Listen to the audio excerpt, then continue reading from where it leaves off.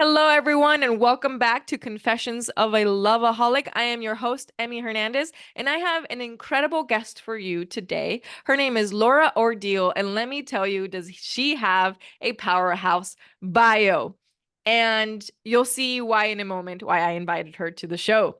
Laura is a mindset mentor and master hypnotist, as well as a professional intuitive and astrologer, and is also certified in NLP and more. Woo, woo, fellow NLPer right here. I love it. She uses that unique combination of skills to help you tap into the success of big changes and you want to open up in your life quickly and easily and completely so you can get a hold into your sanity and soul as you go. She lives in Montana with her family where she enjoys the sadly short but amazingly beautiful summers and watches as much Star Trek as possible to make it through the winters. You got to find your thing, right? I'm glad you found your thing. Winters are rough, but I bet they're absolutely beautiful. They are. Laura, thank you so much for joining us on the show today. Thank you. I'm super happy to be here. I appreciate the opportunity to have the conversation. I love it, Laura. So I love to get straight into the depth of our soul with our audience here. Are you ready to rock and roll? Ready to go. I love it. So, listeners, audience, I wanted to tell you a little bit about why I invited Laura to the show. The reason I invited her is because she's going to be talking about PTSD and CPTSD. We're going to be getting into that. And the reason I bring this up is because it comes up a lot when we're talking about addictions and being addicted to a certain pattern and sometimes being frustrated as to why we can't get out of that. So NLP is a powerful tool. It's just one of the tools. And Laura has a lot of tools under her belt. So I'm so excited to have her share with us some of her tools that she does to help her clients and others, particularly around PTSD and CPTSD. So, before we get started into the hard hitting questions, I think we need to start with some basic definitions. Is that okay with you, Laura? So, Laura, can you tell us briefly what PTSD stands for and what it is, and what CPTSD is, and what it stands for and what it is? PTSD is post-traumatic stress disorder, and the CPTSD is complex post-traumatic stress disorder.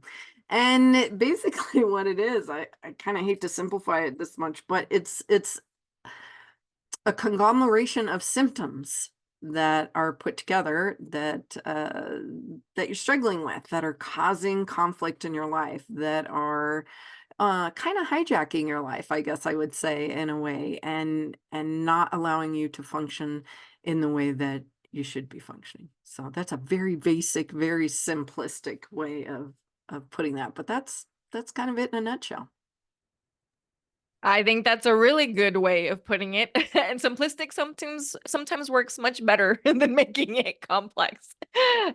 Can we go a little bit into the details of why? Because I've noticed in the last few years we have really tapped in more into the terminology around CPTSD, right? So first of all, for everyone listening, we've known for many, many years PTSD is something that veterans suffered with, right? Veterans of war. And now we have a lot more research and psychology of like, well, it's not just veterans of war, right? There are other people who experience certain types of trauma. Sometimes it's specific traumatic event, but now we're realizing that CPTSD is a little bit or a lot more complex because it doesn't necessarily have to be one particular traumatic event. It could be consistent way of how you were raised or something that happened in your childhood and is sort of still following you into adulthood.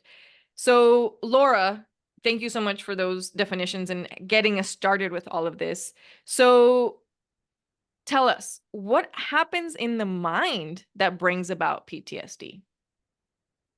So what happens is I'm going to kind of do a quickie on the subconscious mind, because the subconscious mind is the bus driver in our life. Or it's the hard drive, I guess you would say. And so what happens is when we're little, even before we're born, the programming starts to be put in place in our subconscious mind.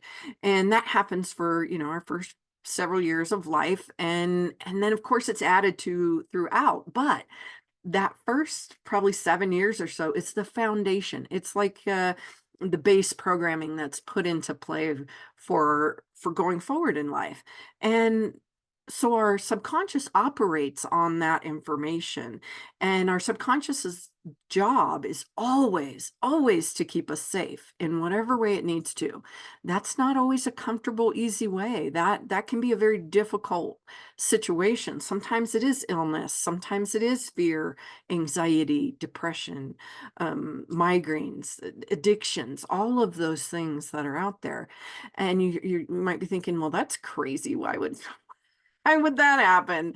But what does happen with PTSD and with CPTSD is, at the same time that our mind is keeping us safe, when we're coming up along in life, say maybe when you're a year and a half old, your parents have a really big argument. For that little tiny version of you, that is a pretty traumatic event. That's like, oh my gosh, how do I handle this? What do I do? And so your mind comes out, your subconscious mind goes, I've got you. I have got you. And it kind of creates this version of you, like a little armored version of you that gets you through that moment so that you can carry on and keep going. Then maybe you're in grade school and maybe you have a bully event where you get bullied. It might be one time, it might be something that's continuous, but it's marked again. And this other little version is created that is put out there to deal with that, and you get to move on. However, as you're continuing these things that move on through life, what happens often is there's these little versions of us that are, think of those little dolls that you put together. And so they're all inside of us. They're in the subconscious mind. They were created by the subconscious mind. And some of them are still stuck in a loop of that difficult time. They're stuck living in that because we've kind of moved forward, but there's this little part of us that's stuck and experiencing. And what happens is, at some point, or maybe even throughout life, there's enough of a situation that comes up that says, I can't do this anymore. And that little version of you that's inside of you, in control, remember, in the subconscious, in the control center, kicks in and goes, we're not going to do this. We're going to create blocks. We're going to create trauma. We need attention. We need your attention. And I often refer to it or kind of compare it to a couple different things so people understand. But if you have ever had a puppy, the puppy wants attention. Give me attention, give me attention. If you don't give it attention, it runs off, it eats your clothes, chews up your shoes, pees on your rug. It's not a fun thing. If you give it attention, you've got that friend for life. You move forward, you go do the things that you need to do. Also, you could think of it as maybe like a cranky teenager. If you've ever dealt with a cranky teenager, or most of us have been a cranky teenager, and think that you can rule the world, well, you've got that little tiny, that version of crankiness ruling your mind. Do you think that there's not going to be some stuff that is put out to say, we're not letting you move forward? We're going to give you pain and discomfort until you listen and deal with this situation. And oftentimes people aren't even aware of something that happened. They're like, well, I don't remember anything, or I don't know anything. Again, subconscious mind protecting you, keeping things in order.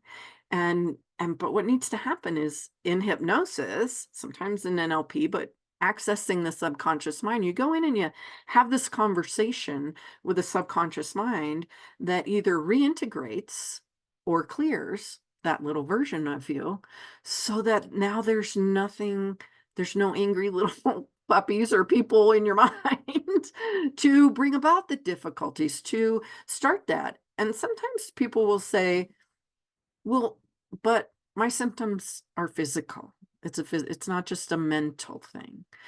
Absolutely. Your subconscious runs your physical body. You're breathing right now because of your subconscious.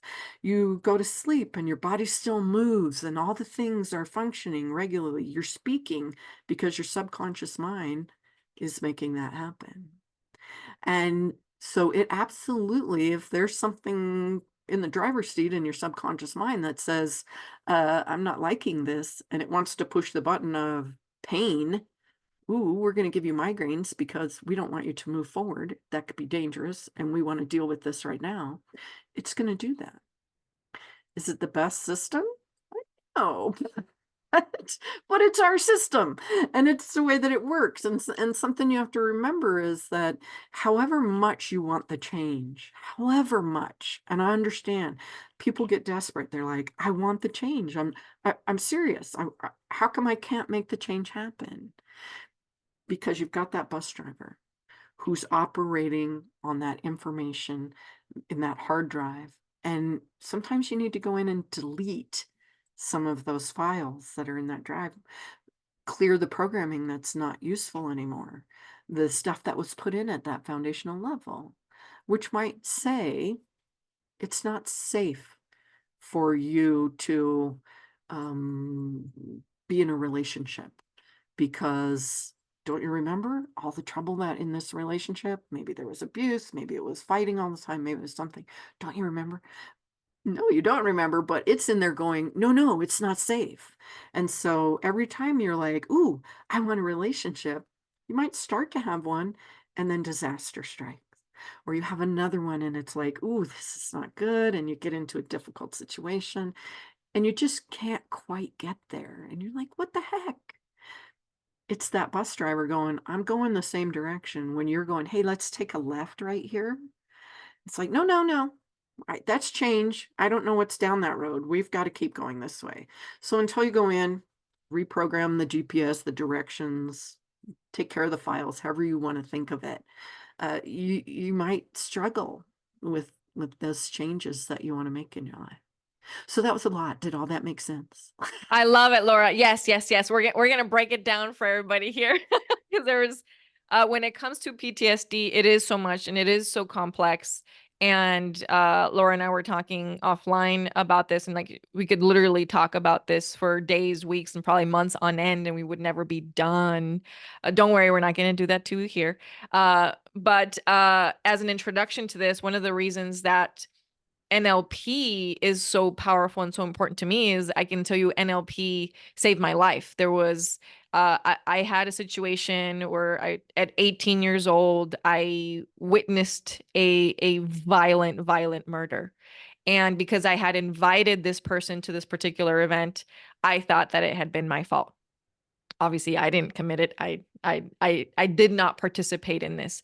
However, my subconscious had a whole other process programming, like my ego, my conscious mind. When I went to go talk to the therapist that was appointed to me by the university, they were like, "Hey, like, this wasn't your fault, right?" And I just responded to what the therapist wanted to hear, and I said, of course it wasn't my fault." And they're like, "She's fine, let her go," right? Well, it wasn't until every year at random times, it seemed like random, I would have really crazy panic attacks, sometimes while I was driving. Very, very dangerous. Well, I had one at an event in Los Angeles, and thank goodness there was a gentleman there that was trained in NLP.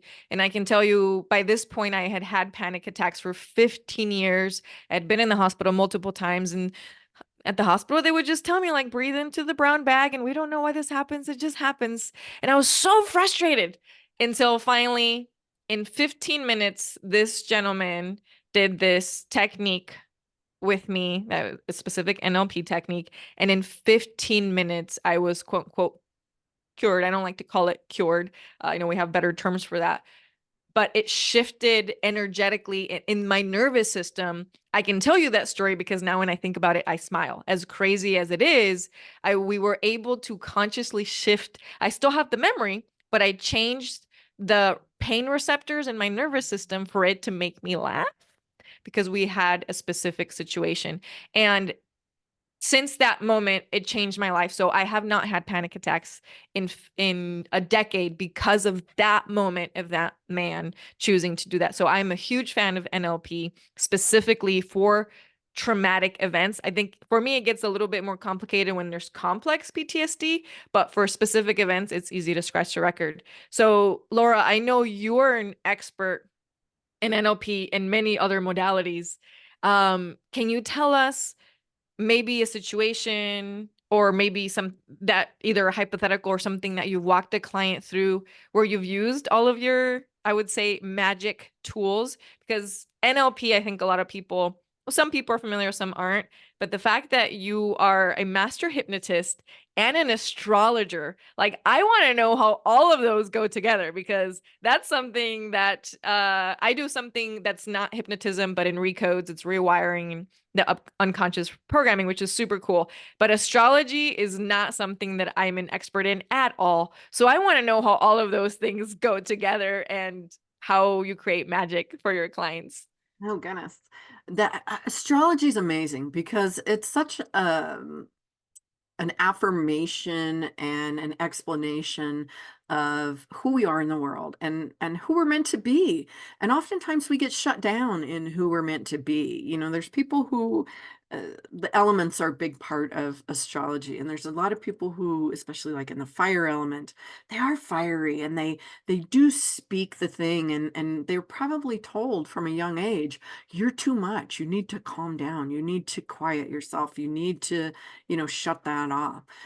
When I get a hold of them, I get to tell them, "Oh, you are so amazing. You need to say the thing. You need to stand for the people. Be the warrior, the pioneer. Be the person that is out there lighting the way for the rest of us. Because when you leave that trail of fire behind you, we get to light off that energy and see how wonderful it is in the world. And I get to show someone that who maybe thinks that that was a detriment in their life, that they had to calm that down somewhere. And it's like, no, no, no, do that.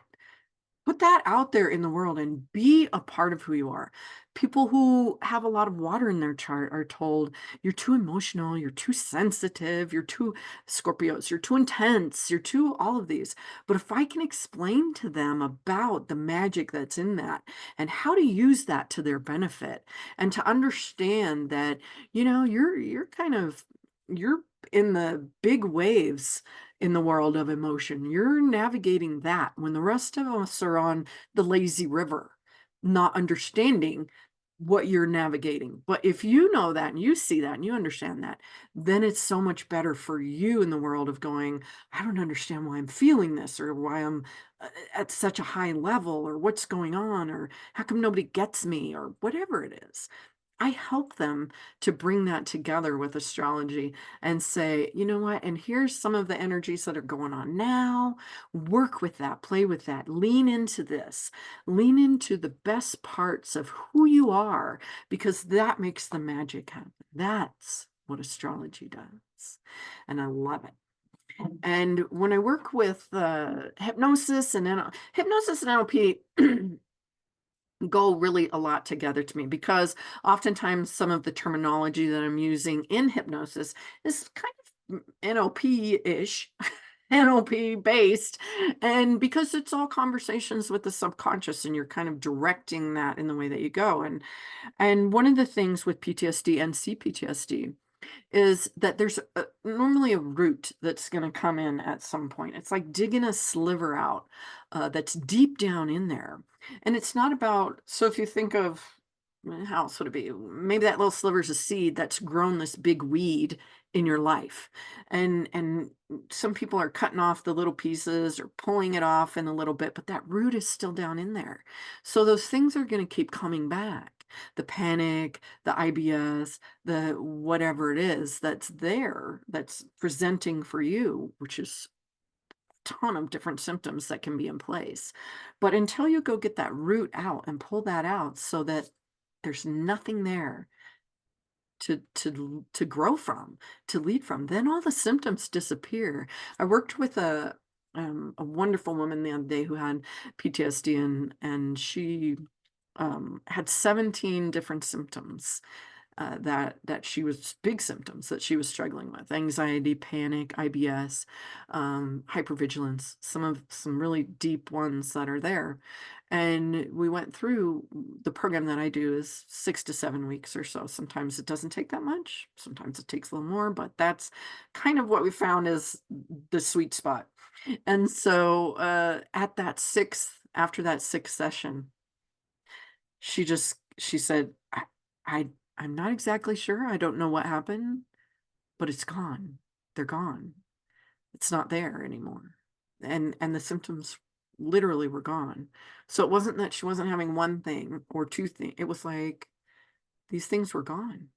And then she was able to move forward in the relationship, in life, in, functioning in a way that she had not functioned in a very long time.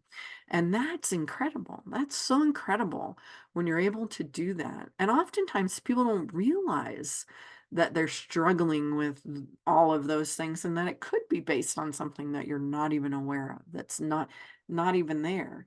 And I mean,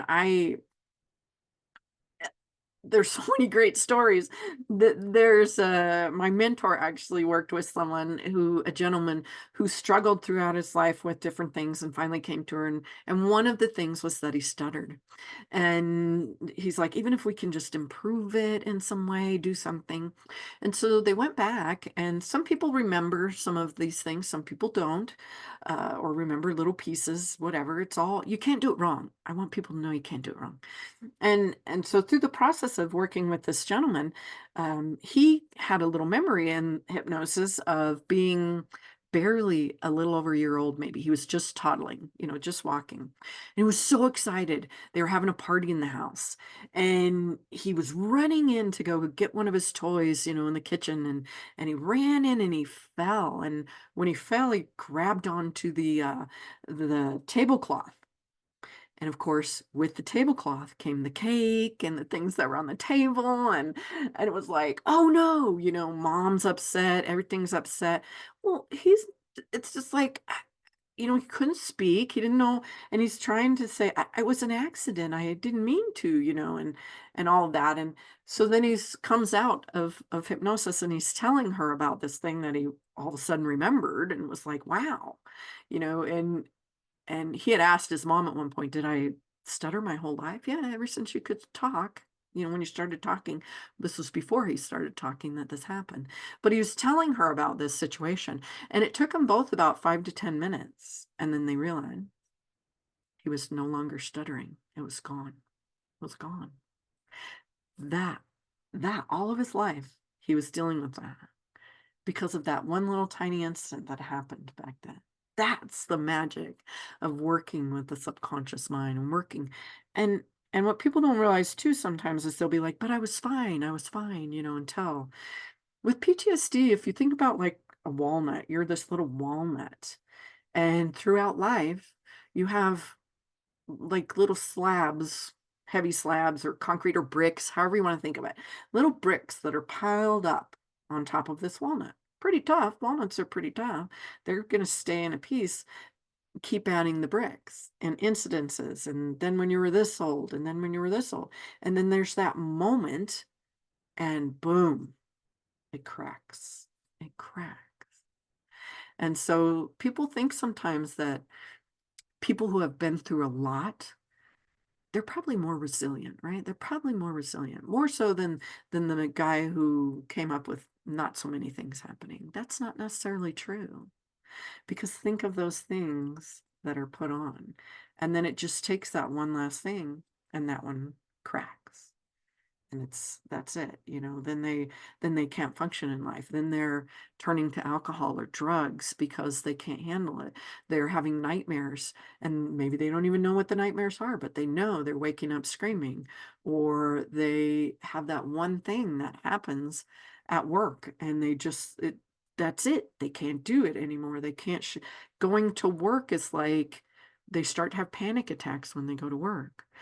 I'm aware of people who have had limbs stop functioning, who have lost eyesight or hearing, because that's their subconscious going, you know what, you're not listening. We're going to put this to a stop right now. And we can't take anymore. We have to be dealt with. We're going to get back to a place where all of this other stuff is cleared, or you're not going to function. And that's what happened. And it's incredibly sad to see that. And it's horrible to see the people dealing with it, because oftentimes they're told you just have to cope. You're going to have to find the coping ways of being in the world. You're going to have to live with this. So find a way to make it work. No, you don't. And you are not too broken to heal. You are not. You can heal.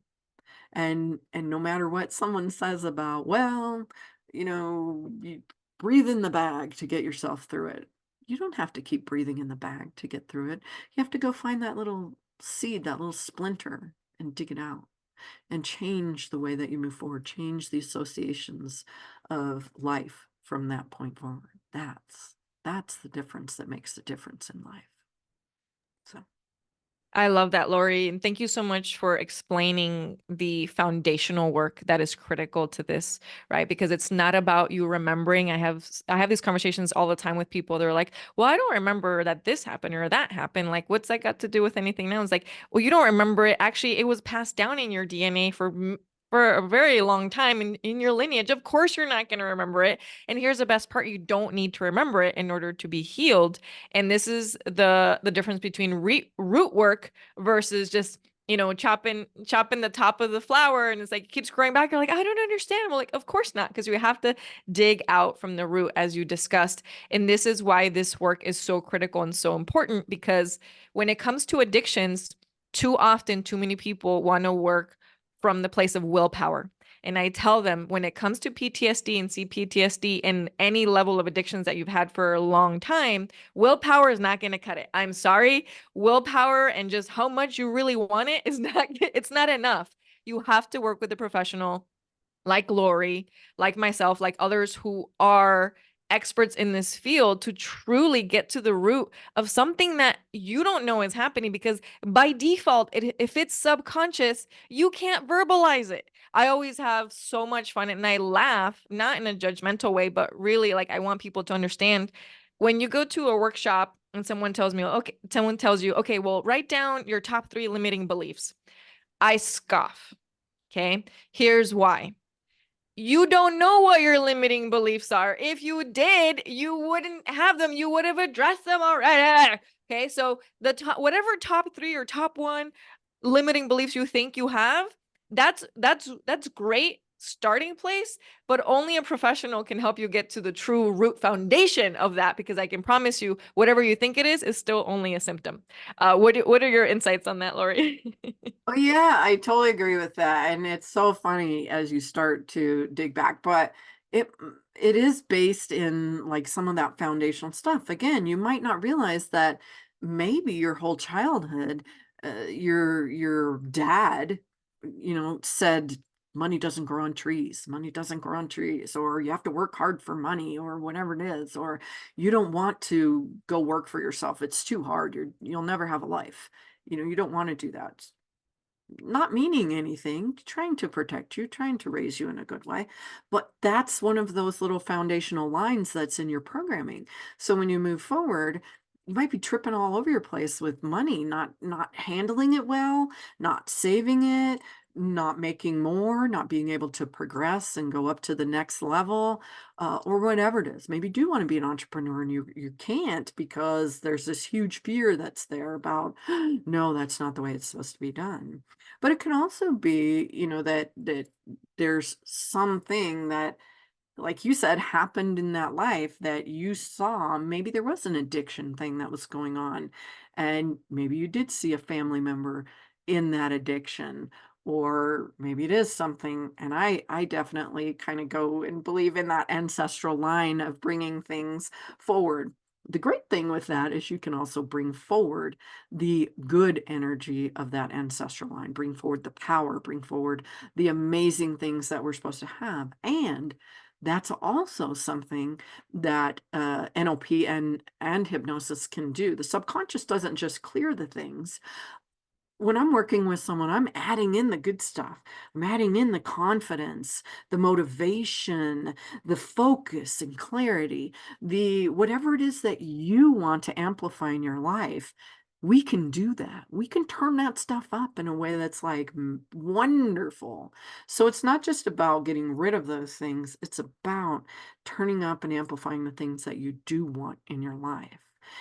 And really understanding that You might need a little help with that, with the connection of guidance, with the connection of focus, of making the right steps in the right direction, because especially if you've dealt with CPTSD, PTSD, any kind of trauma, if it's been, especially CPTSD, which usually is a repetition of trauma in your life, if you've had those things kind of coming up and you're aware of them even, or not, but usually CPTSD, you're kind of aware of the multiple ones that have taken place.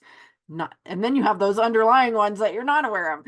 But with those things, you're going to, all of a sudden, you've pulled that root out. And now it's like, oh, how do I go forward in life? What, I don't have to have those panic attacks anymore. I can go into public. I can be in a room with people. What does that even look like? I don't even know if I know how to function in a room with people. And so adding in some of those things, helps you reestablish the pattern of life that now you get to live in. I kind of call it, moving forward from your new 0 point, because you're at that new 0 point in life.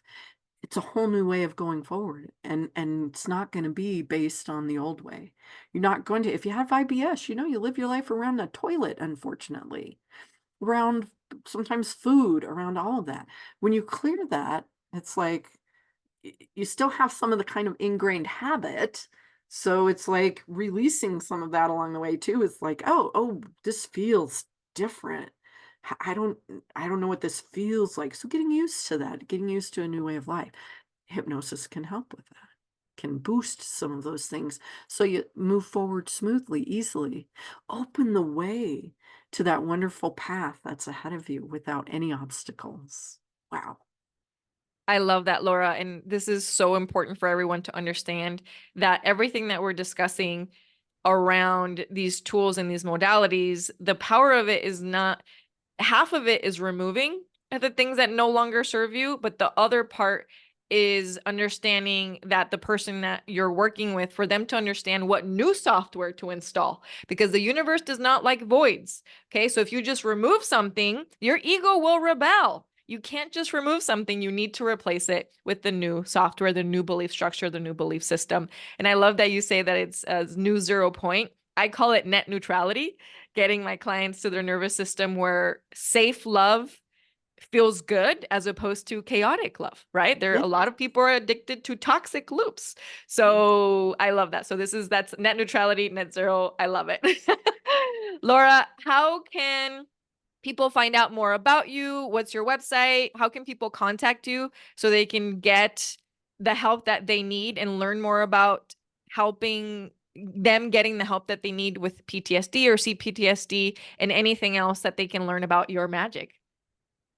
Yes, they can actually find me under my name, LauraOrdile. It looks like Ordile, but it's Laura Ordile, and .com. And I'm also on all the socials under my name, Laura Ordile. And I have a free group on Facebook called The Change Gang, as well as a podcast where I do talk a lot about trauma. On Thursdays, every Thursday, an episode comes out based around trauma. And that's called The Change Gang as well. So I'm out there. Come find me. I love it. Thank you so much, Laura, for being on the show. So you heard her. We're going to put everything in the show notes. Go check her out on socials. Go find her podcast. Watch, download, and review, because this helps us out so much. The more we are able to share our magic and how we can help our clients, we create a little ripple effect in the universe and on the planet, where just more people get the help that they need. And we're so grateful that we get to do this work on the planet. Laura, any final words for our listeners today? I just want to reiterate a little bit that you're not broken. And even if you feel broken, you're not too broken to be healed. And you don't have to live with the thing. You do not. So make sure that you find the people that are going to help you live the life that you want to live. So there you go. Thank you, Laura. And on that note, remember, listeners, you deserve safe love. I love you all so much. We'll see you in the next episode.